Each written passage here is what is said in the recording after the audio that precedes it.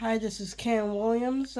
It's been a week since my chicks have hatched, so now I want to give you some updates on how they're doing, as well as some notes on the anatomy of a hen and a non-invasive way that you can try and sex your chicks from an early age. If you want to see more content like this, then please like and subscribe and share it to all your friends. So since we just named them recently, I'd like to formally introduce them to you. This is my firstborn son, Solomon, and his little wife, Seba. What you'll see on Seba's beak here is that small little pointy white spot, which is known as an egg tooth. This allows them to break the shell of the egg when they're hatching. Now on to the anatomy. You may notice a few special structures in the chicken in this diagram here, including the gullet, the crop, the ceca, the gizzard, and the cloaca and the vent.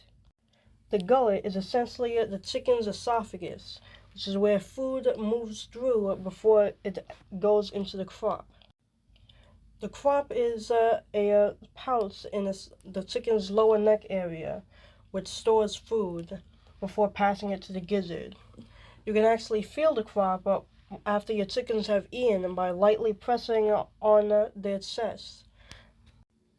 The gizzard serves as their stomach, where they use grit, which can be sand, small rocks, or anything else they might forage for, or grit you might give them.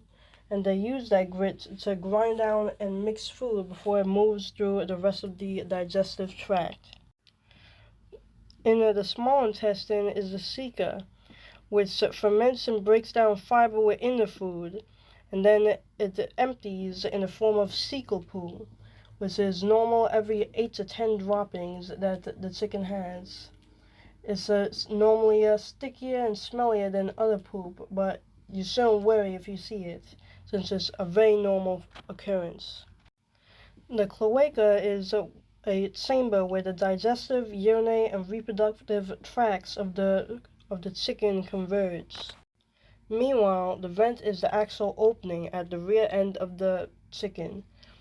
Now, at the vent, the cloaca actually folds back when the chicken is pooping in order to prevent any waste from contaminating the reproductive system. So you don't have to worry about any bacteria on your eggs when your chickens lay them.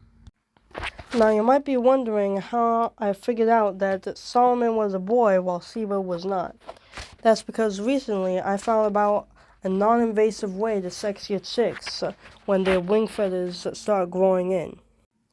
Now, while this is taken a bit after the optimal age to do this technique, which is around 4 days, you can still see in this picture here that the Seba's wing feathers, the outermost wing feathers, known as the primary feathers, are much longer than Solomon's primary wing feathers, which is indicative that she's a girl. And if you can see this picture, you can also see that her feathers on her tail have also started growing in before Solomon's, which is another indicator. And that's all I have for you this week. Tune in next week for another update, and thank you for supporting my channel.